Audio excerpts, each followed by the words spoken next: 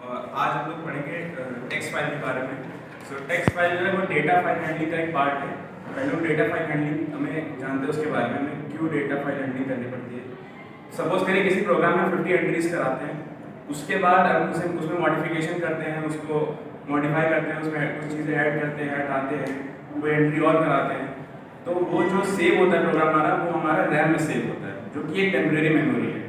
उसको हम लोग बाद में यूज़ नहीं कर सकते अगर 2-3 दिन बाद उसे ओपन करें। तो उसको सेव कराने के लिए हम उसे फाइल में सेव करते हैं, जो कि हमारे सेकेंडरी स्टोरेज में सेव होती है, जैसे कि हार्ड डिस्क हो गई उसमें। तो उसको हम लोग बाद में भी यूज़ कर सकते हैं। तो इसके कुछ एडवांटेजेस भी होते हैं, जैसे कि इसमें large amount of data process हो सकता है बहुत ही ज़्यादा ईजिली, और डेटा परमानेंटली स्टोर होता है, और जो पहले का डेटा होता है वो भी हम लोग प्रोग्राम में यूज़ कर सकते हैं।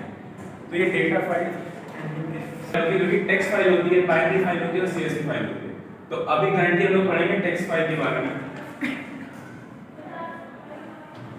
तो टेक्स्ट फाइल होती है वो ह्यूमन रीडेबल फाइल होती है, और इसमें जो एक्सटेंशन यूज होता है वो होता है .txt, और ये हमारी नोटपैड के थ्रू इजीली बनाई जा सकती है। तो इसको ओपन करने के लिए हम लोग यूज कर सकते हैं ओपन फंक्शन। जैसे पहले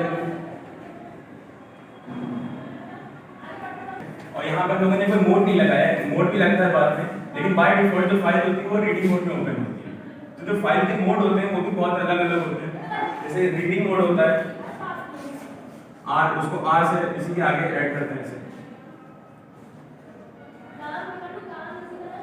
राइटिंग मोड होता है तो डब्ल्यू यूज करते हैं, और एपरेंट मोड होता है उसके लिए हम लोग ए यूज करते हैं। इसके अलावा भी 3 मोड और होते हैं, उसके बारे में हम लोग थोड़ी देर में बात करेंगे। जो रीडिंग मोड होता है उसमें जो हमारा पॉइंटर होता है वो हमारे बिगिनिंग में होता है, उसको इससे हम लोग कोई फाइल रीड करती है।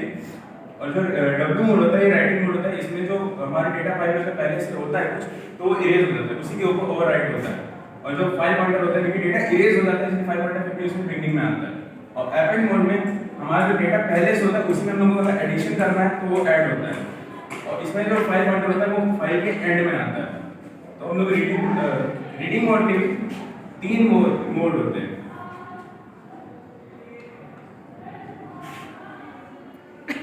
तीन फंक्शन होते हैं। 3 फंक्शन।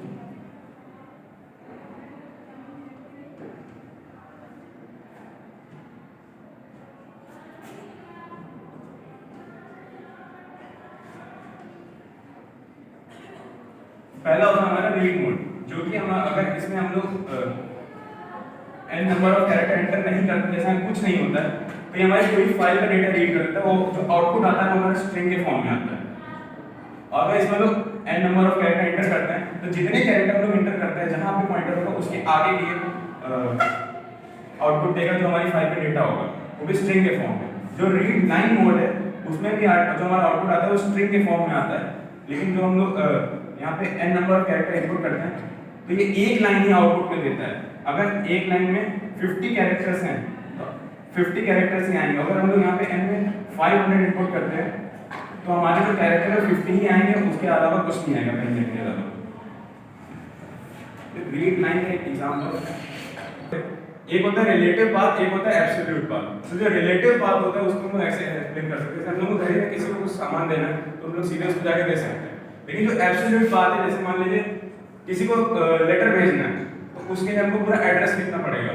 जो रिलेटिव पाथ का एग्जांपल में पाइथन फाइल कहीं और सेव है तो उसके लिए हमें ये एड्रेस पूरा लिखना पड़ेगा, लेकिन हमारी फाइल और पाइथन फाइल एक ही जगह सेव है तो हम इससे भी काम चला सकते हैं। बहुत ही इजी तरीका होता है। अब हम लोग बात करते हैं रीड लाइन के बारे में। रीड लाइन का एग्जांपल,